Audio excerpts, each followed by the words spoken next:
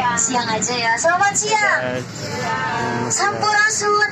Alhamdulillah, berarti ada orang Sundanya ya. Oke, sebelum kita keliling kota Bandung naik bandros, alangkah lebih baiknya kita perkenalan terlebih dahulu ya. Karena ada pepatah katanya tak kenal maka tak aruf cina teteh sekarang mah. Nggak zaman lagi sayang-sayangan sebelum pacaran. Perkenalkan, nama saya Septiani Utoyo. Saya di sini sebagai tour guide atau pemandu wisata. Saya dari HPI, Himpunan Pramu Wisata Indonesia. Bukan kondektur ya, saya tour guide atau pemandu wisata. Dan saya di bandros nggak sendiri. Saya ditemenin sama driver saya yang baik hati dan tidak sombong, namanya Kang Ali. Boleh disapa dulu Kang Alinya. Halo Kang Ali. Halo Kang Ali. Halo katanya. Nah Kang Ali ini dari Disub, sama kayak bandrosnya, dari Dinas Perhubungan. Nah di bandros juga kita memiliki peraturan ya yang harus dipatuhi. Yang pertama, di bandros itu tidak boleh mengeluarkan anggota tubuh, terutama tangan dan kepala keluar jendela.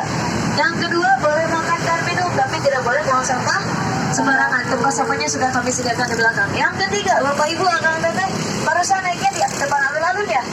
Nanti turunnya juga harus bisa, dan jangan minta saya anterin sampai rumah. Oke, selagi kita jalan-jalan, saya juga bakal sedikit menjelaskan tentang sejarahnya Kota Bandung. Kita mulai dari jalan ini.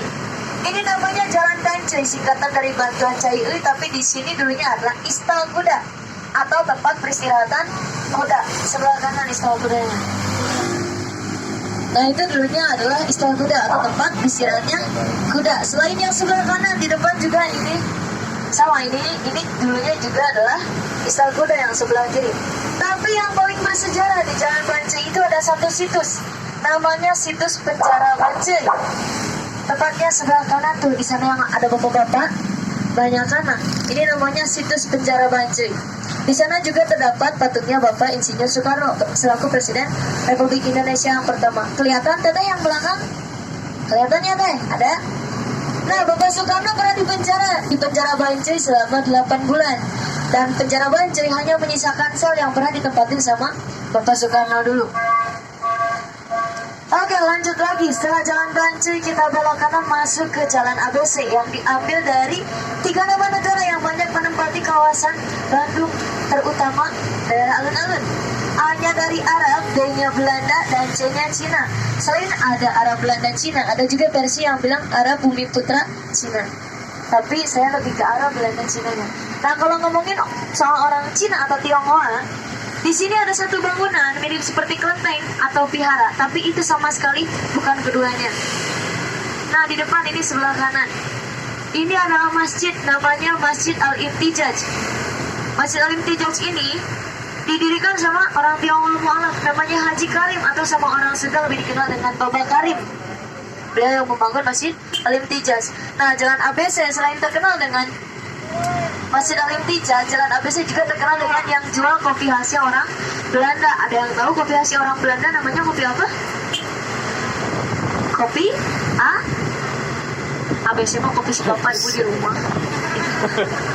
Yang betul kopi aroma, betul sekali ibu. Nah itu kopi khasnya orang Belanda yang jualnya di Jalan ABC. Kalau dulu tempat penyimpanan kopinya ada di Balai Kota. Oke, lanjut lagi. Sekarang kita belok kiri masuk ke jalan ikoniknya Kota Bandung, namanya Jalan Braga, yang diambil dari bahasa Sunda, ngabaraga, pamer atau sombong. Kenapa pamer atau sombong? Karena dulu di sini adalah tempat lenggak-lenggoknya atau tempat fashion show-nya orang Paris dan Belanda yang memamerkan baju baru mereka. Dan toko kanan kiri kita ini dulunya tempat dijual barang-barang khas Paris dan Belanda. Karena jalan ini juga Bandung sampai sekarang terkenal dengan julukan Kota Paris Pan. Asal-usulnya dari jalan ini, dari Jalan Braga. Nah, selain asal-usul nama jalannya, di sini juga banyak toko-toko yang bersejarah.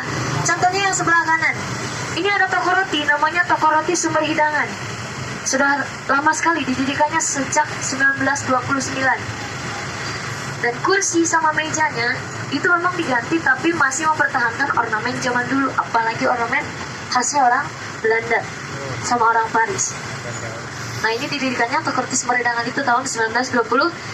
Selain ada Toko Roti Sumber Hidangan, di depan juga ada kafe yang cukup modern. Kelihatan sebelah kiri yang warna putih.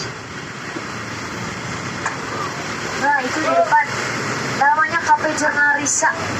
Oh iya. Nah ini Cafe Jurnalisa. Selain ada toko-toko yang bersejarah, Braga juga punya kafe yang cukup modern. Salah satunya kafenya Jurnalisa. Selain ada kafenya Jurnalisa, yang sebelah kanan ini ada gedung gas negara. Dulu gas di kota Bandung itu disalurkannya tidak lewat tabung gas, tapi lewat pipa. Tapi karena pipa itu berbahaya, sekarang lebih menggunakan yang lebih aman, tabung gas. Nah, selain ada kafe Jurnalisa, gedung gas negara, sama tempat yang tadi, di sini juga ada restoran pertama dan tertua di kota Bandung sebelah kanan. Namanya Restoran Braga Permai. Ini didirikan tahun 1923. Tapi sebelum dinamakan Braga Permai, namanya dulu pakai campuran dua bahasa, yaitu bahasa Jerman dan Prancis. Namanya Moisson Bohrien. Itu nama Restoran Braga Permai zaman dulu. Nah, barusan juga kita sebelah kiri lewatin Wendy's. Pasti tahu dong ya Wendy's. Siapa sih yang nggak tahu Wendy's? Nah, Wendy's sebelum jadi Wendy's itu dulunya adalah showroom mobil Mercedes-Benz pertama kali di kota Bandung. Dan yang beli mobil Mercedes-Benz pertama kali itu bukan orang Paris atau orang Belanda, melainkan orang Indonesia. Namanya Sultan Pakubuwono IX. Satu lagi yang unik dari Jalan Braga, jalannya nggak dibangun pakai aspal ya, tapi pakai batu alam, namanya batu andesit. Dan batu andesit itu fungsinya untuk menyelam air. Oke, lanjut lagi. Setelah Jalan Braga, kita masuk Jalan Sunyaraja, tempat kelahiran dua pahlawan Pondok Lautan Api, yaitu Bapak Muhammad Ramdan sama Bapak Muhammad Toha. Selain menjadi tempat kelahiran dua pahlawan Pondok Lautan Api, yang sebelah kanan ini ada hotel. Namanya Hotel Kinanti atau Kedaton. Hotel Kedaton ini diambil dari singkatan, dan singkatannya itu ada sangkut pautnya sama jalan rel kereta yang di atas. Namanya Jalan Viaduk, Cijeduk, atau yang lebih terkenal dengan Viade. Viade itu punya dua arti, vianya melewati dan D-nya itu di atas kepala. Jalan yang melewati di atas kepala, dan Kedaton itu singkatan dari kereta datang dia nonton. Nah, dulu katanya orang Bandung kalau mau lihat kereta lewat itu mereka suka pergi ke sana. Oke, lanjut lagi. Selain ada Jalan Viade, di sini juga terdapat pengadilan pertama di kota Bandung, namanya Gedung Indonesia Menggugat. Itu adalah pengadilan pertama di kota Bandung, sekaligus menjadi tempat diadilinya Bapak Soekarno dulu. Dan sebelahnya Gedung Indonesia Menggugat ini ada gereja pertama dan tertua di kota Bandung, namanya Gereja Betel. Biasanya ciri khas gereja itu yang saya tahu ada tanda salib di atas atapnya atau di atas pintu. Tapi kalau Gereja Betel ini nggak ada. Nama yang pertama, tertua, unik lagi. Lanjut lagi, setelah Gereja Betel, balik sebelah kanan ini ada Balai Kota. Balai Kota ini terdapat beberapa taman, salah satunya ada Taman Dewi Sartika atau Theater Park. Lalu ada juga Taman Love, ada juga kebun binatang mini, patung badang, patung ikan, sama ada Gedung Papak. Gedung Papak atau Gedung Pakuan dulu dipakai sebagai tempat penyimpanan kopinya orang Belanda. Yang tadi kata saya, masih ingat kopi apa? Betul sekali, kopi aroma. Nah, dulu tempat penyimpanan kopinya di sini, di Gedung Papak atau Pakuan. Tapi sekarang sudah menjadi tempat dinasnya Wali Kota Bandung. Nah, selain ada Gedung Papak, di sini juga terdapat Bandung Planning Gallery, taman sejarah, sama satu yang paling anak kecil suka, namanya kolam renang gratis. Tepatnya kalau kita belok ke sana.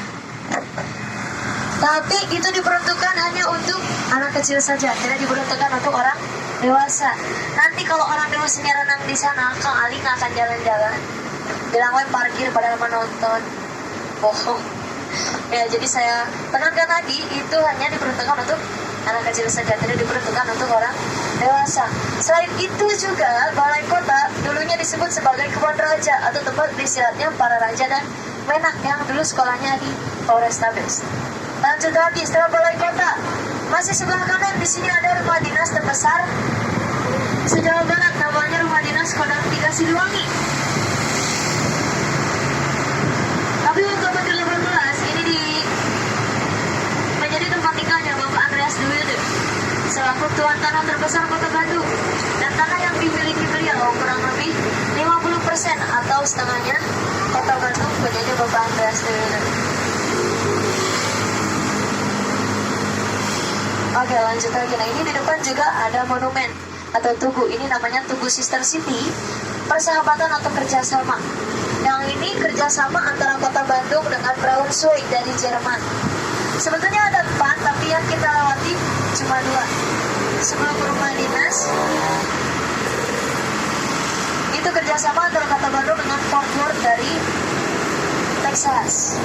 Oke, selesai rumah dinasnya, sekarang kita belok kanan masuk ke jalan Riau atau dulunya ini Riau 11. Nah, di jalan Riau ini di depan kita ada perempatan. Kalau belok ke sebelah kanan ke jalan Gunawarman, di sana ada mall elektronik kedua di Kota Bandung. Namanya Mall BEC atau Bandung Electronic Center. Di depan juga ada perempatan lagi. Kalau belok kanan lagi masuk ke Jalan Merdeka. Di situ ada mall pertama. Kalau tadi mall elektronik, kalau yang ini mall pertama, namanya mall. Betul sekali. Ibu kelihatan suka belanja, jadi tahu. Mall BIP atau Bandung Indah Plaza. Nah, tempatnya sebelah kanan. Tapi kita mau belok kanan ya. Takutnya nanti ribut ke saya minta turun. Jadi belok kiri aja masuk ke Jalan Dago. Nah, Jalan Dago juga ini ada asal-usulnya, ada sejarahnya. Diambil dari bahasa Sunda, padagoan atau bahasa Indonesianya menunggu. Kenapa menunggu? Karena dulu orang dari desa, orang Bandung dari desa mau ke kota, entah itu mau berbisnis atau cuma liburan saja, mereka berangkatnya harus sama-sama. Gak bisa sendiri karena katanya takutnya karena dulu Dago ini kan masih kawasan hutan belantara, apalagi zaman penjajahan dulu. Tentara penjajah pasti ada di dalamnya. Keluar bos, udah pasti. Nah, makanya mereka yang pergi sendiri katanya takut. Takutnya kenapa? Takut ditembak sama tentara penjajah atau dimakan binatang buas. Makanya perginya harus sama-sama atau tunggu-tunggu. Dan katanya kalau pergi sendiri, insya Allah pulang-pulang tinggal lama. Entah itu dimakan atau ditembak sama tentara penjajah. Nah, selain asal-usul nama jalannya, di Jalan Dago ini juga ada salah satu taman tematik di Kota Bandung. Namanya Taman Radio. Tamannya ada di depan sebelah kiri.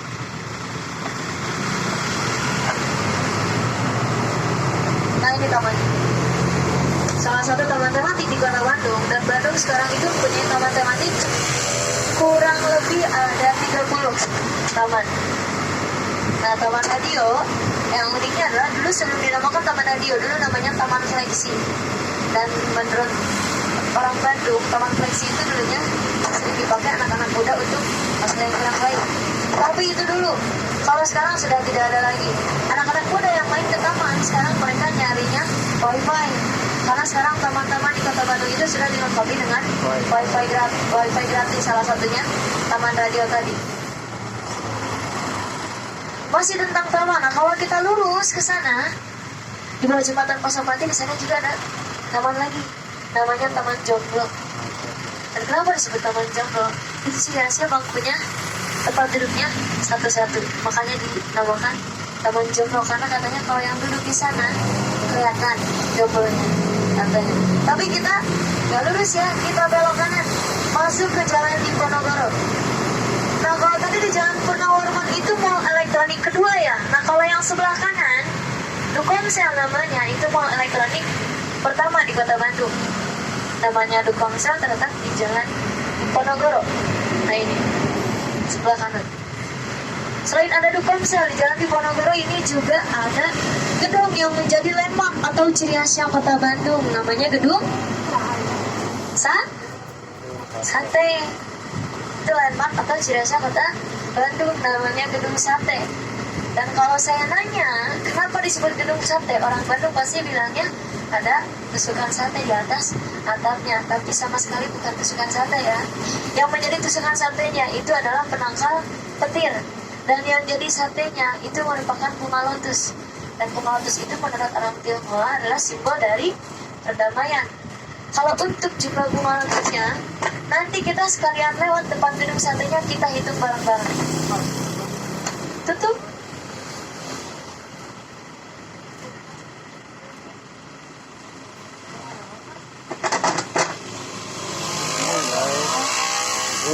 Ada yang demo guys tuh. Ada yang demo guys. Ke jalan lain.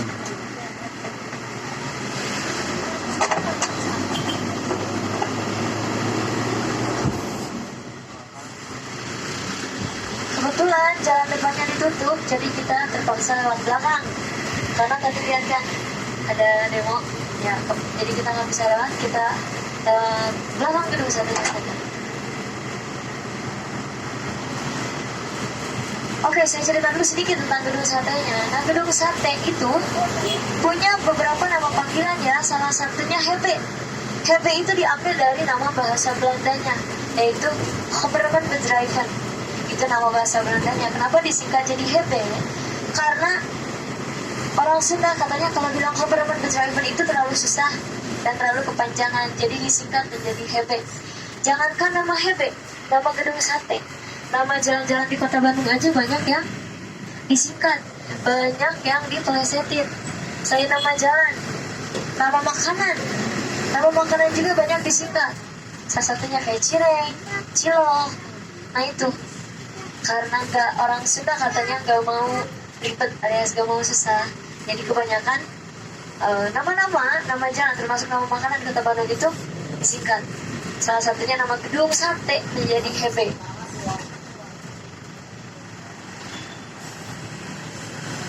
Nah, gedung sate juga itu memakan waktu pembangunan selama 4 tahun, yaitu dari bulan Juli 1920 sampai bulan September 1924.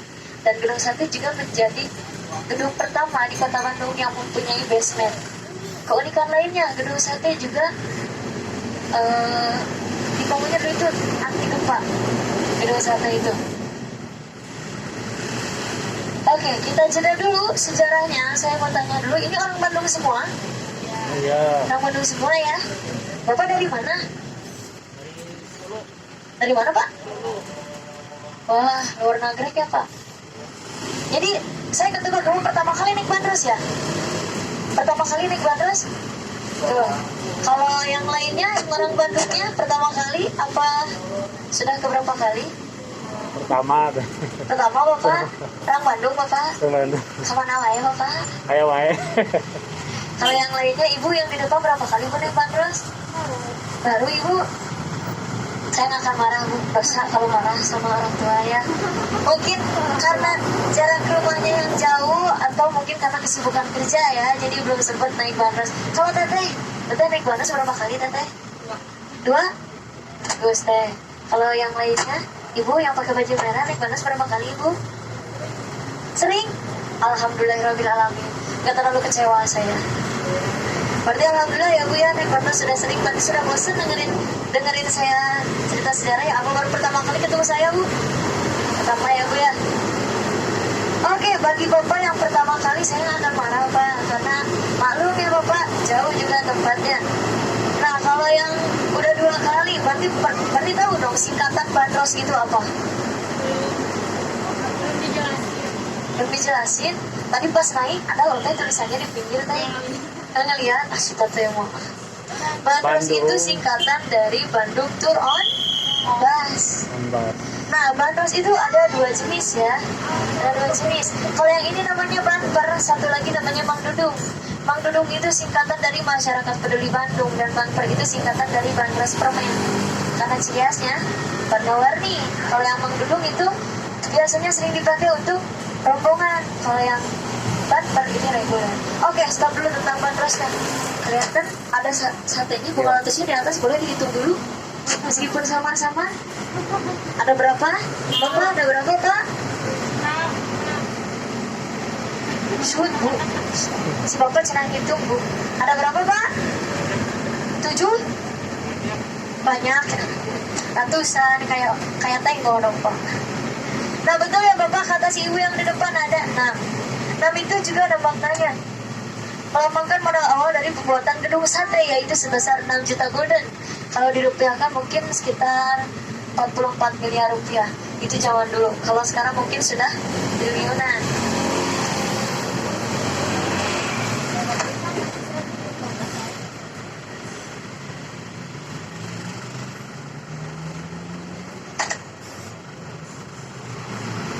Oke, tadi udah lihat kan ya satenya. Itu bunga lotusnya ada 6. Dan tadi saya juga sudah ceritakan berapa waktu pembangunan yang dihabiskan untuk pembangunan gedung sate itu selama 4 tahun, dari tahun 1920 sampai 1924. Oke, nanti kita beristirahat dulu di depan Museum Geologi selama 15 menit. Saya kasih waktu 15 menit. Boleh jajan dulu, boleh foto-foto dulu di Taman Lansia, silakan. Saya tunggu selama 15 menit. Setelah 15 menit nanti balik lagi ke Bandros. Bandar Biru nomor 19. Nah, ini Taman Lansianya. Nanti Bapak Ibu, Akang Teteh istirahatnya boleh di sini.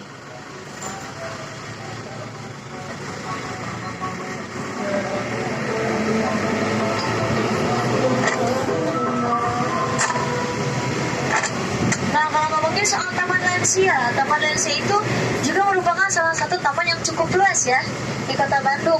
Taman Lansia itu memang diperuntukkannya dulu untuk para lansia, tapi sekarang selain lansia, anak-anak muda juga banyak yang main ke Taman Lansia.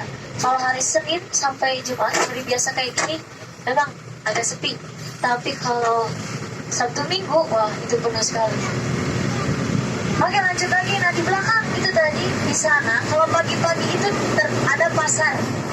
Ada pasar yang sama orang Bandung disebut sebagai Pasar Sogo atau shopping bari Cimogo, alias shopping sambil jongkok. Pasar Sogo itu, nah di Pasar Sogo itu tempat dijual barang-barang bekas tapi yang masih layak pakai. Dan yang biasa main ke Pasar Sogo itu biasanya bapak-bapak. Bapak nanti mampir ya Pak. Tapi besok, kalau sekarang sudah tutup. Oke, lanjut lagi. Nah, di depan juga itu ada Masjid Pusdai atau Pusat Dakwah Islam. Sebelahnya Masjid Pusdai ada gedung yang warna biru. Sudah kelihatan belum? Sebelah sana. Nah, ini namanya kantor RRI atau Radio Republik Indonesia, tempat di mana dibacakannya teks proklamasi pertama kali di Kota Bandung. Di sini kantor RRI. Kalau di Jalan Diponegoro ada kantor radionya. Nah, kalau di Cibaduyut itu ada TVRI, TV pertama di Kota Bandung. Sebelahnya kantor radio ada gedung Warna. Dulunya dipakai sebagai tempat pengambilan dana pensiunnya orang Belanda, tapi sekarang menjadi kantor wilayah Provinsi Jawa Barat. Sebelahnya gedung Warna ada museum terbesar, termasuk salah satu museum terbesar se-Asia Tenggara. Namanya Museum Geologi. Oke, nanti kita lanjut lagi bahas Museum Geologinya. Kita istirahat dulu di sini selama 15 menit. Mau jajan-jajan dulu, mau foto-foto dulu, silakan. Saya tunggu 15 menit di Bandar Zona Biru nomor 19.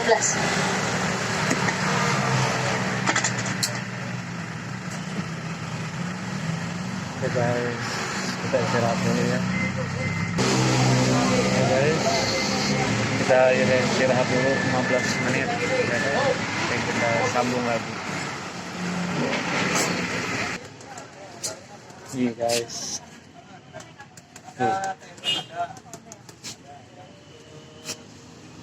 banyak kayak gini guys tuh.